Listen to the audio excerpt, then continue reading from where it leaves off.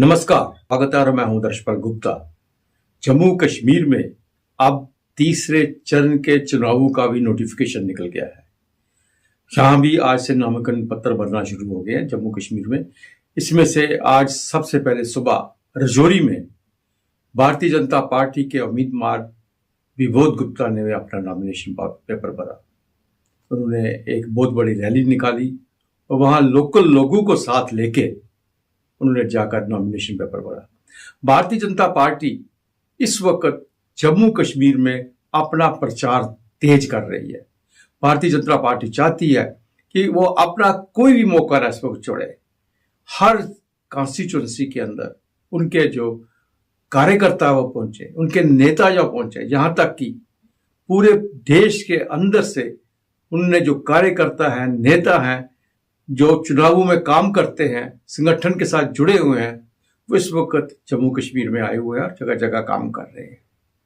इसी तरह कांग्रेस भी अपनी तरफ से कोई कसर नहीं छोड़ना चाहती। कल कांग्रेस के नेता राहुल गांधी भी जम्मू में आए। उन्होंने जम्मू के अंदर और कश्मीर के अंदर 2 रैलीज को संबोधित किया।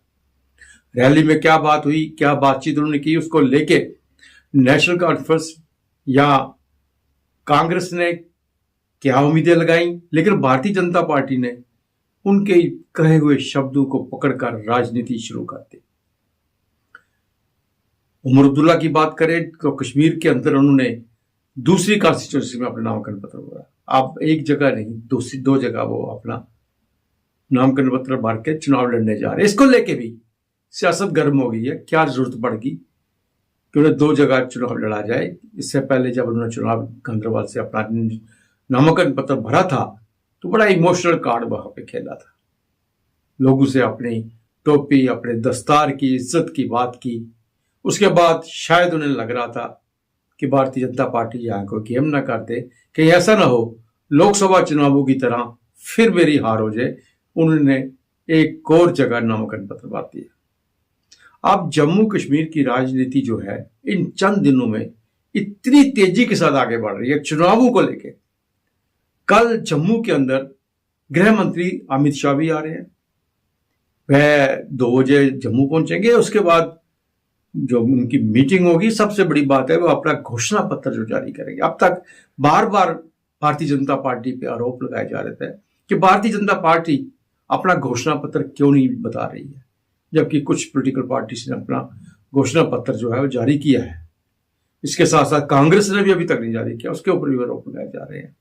इसलिए कल भारतीय जनता पार्टी अपना घोषणा पत्र जारी करे, लेकिन जम्मू के लोगों को उम्मीदें हैं कि इस घोषणा पत्र में जम्मू के लिए बहुत, कश्मीर के लिए तो होगा ही होगा, लेकिन जम्मू के लिए भी कल भारतीय जनता पार्टी के घोषणा पत्र में बहुत कुछ होगा। रैलीज को तेज किया जाएगा। इसके बाद प्रधानमंत्री भी जम्मू कश्मीर के दौरे पे आएंगे। वे भी यहाँ पे जम्मू में, जैसे सोर्स हमें बता रहे हैं, सूत्रों से पता चला है कि 2 जम्मू में रैली करेंगे और 1 कश्मीर में करेंगे।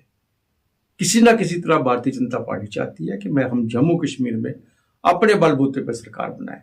जितने भी डिस्ट्रिक्ट है, जितने भी कॉन्स्टिट्यूंसीज फैली हैं, जहाँ पे लोकसभा के चुनाव हुए हैं, वहाँ के जो लोकसभा के सदस्य हैं वो अपने अपने कार्य क्षेत्र में घुसे हुए हैं, काम कर रहे हैं। हर जगह रैलीज हो रही है। जहाँ तक उधमपुर कठुआ की हम बात करें, इस पार्लियामेंट कॉन्स्टिट्यूंसी में डॉक्टर जितेंद्र सिंह ने पूरी आशा लगाई हुई है कि जितनी कॉन्स्टिट्यूंसीज में उन्हें लोकसभा में विजय प्राप्त हुई थी, उससे ज्यादा की उम्मीद लगाए बैठे हुए हैं। नेशनल कॉन्फ्रेंस वहां अपनी जोर लगा रहा है, लेकिन नेशनल कॉन्फ्रेंस और कांग्रेस के बीच में समस्या यह है कि कुछ उनके ऐसे बंदे हैं जिनसे उनकी उम्मीदें थी कि वो उनका साथ देंगे। कहीं तो वो गुलाम नबी आज़ाद की पार्टी में चले गए, लेकिन गुलाम नबी आज़ाद की पार्टी में भी एक तमाशा बना हुआ है।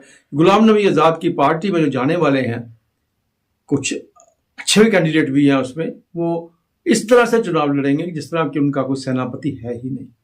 गुलाम नबी आज़ाद ने, जैसे आपने पहले भी सुना था, आपने हमको बताया था कि उन्होंने साफ तौर पर कह दिया कि मैं चुनावों में हिस्सा नहीं लूंगा, मैं प्रचार नहीं करूंगा क्योंकि मेरी सेहत ठीक नहीं है। वो दिल्ली जाके बैठे हुए। जब आपका हेड ही नहीं चुनाव में प्रचार करेगा तो बाकी जो है, जब कहते हैं ना जर्नैल जो है वो लड़ाई से भाग जाएगा तो सेना क्या लड़ेगी। ये हालात जम्मू कश्मीर में बन रहे। लेकिन इस बीच में सबसे ज्यादा उभर के जो है ना वो भारतीय जनता पार्टी आ रही है।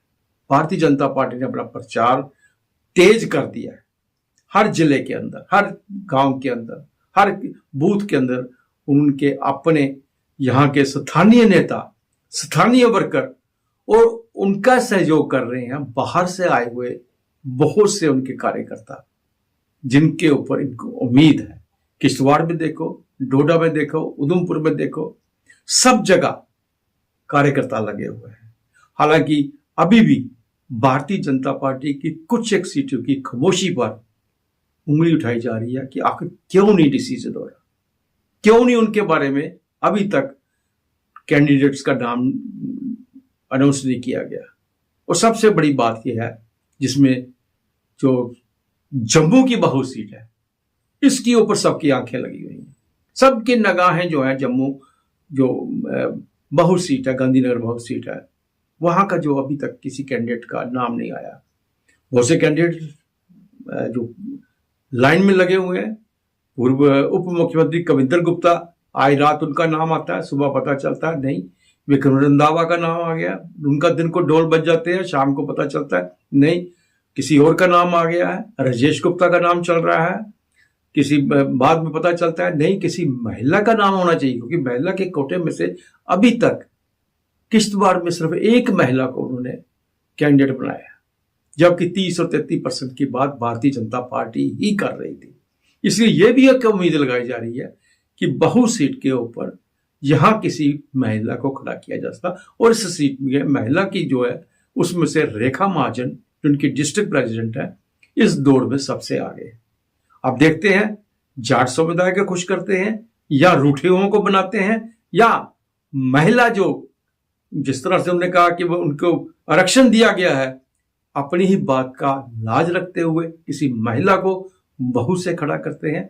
ये आने वाले दिनों में 1 या 2 दिन के अंदर इसका नाम की घोषणा हो जाएगी, क्योंकि आज तो नोटिफिकेशन निकल चुका है और कल से उसकी नॉमिनेशन शुरू हो गई है। इसलिए जल्दी से जल्दी इनका नाम जो है सामने आ जाए। उमर अब्दुल्ला नेशनल कॉन्फ्रेंस और कांग्रेस मिलकर जो चुनाव लड़ रहे हैं, उनको किस तरह से नकारा जाए, लोगों को किस तरह से 370 और 35 के बाद के जम्मू कश्मीर की पिक्चर दिखाई जाए, ताकि लोग ये समझ सके कि उनका जो भविष्य है वो भारतीय जनता पार्टी के साथ सुरक्षित है। तक इजाजत दीजिए, नमस्कार।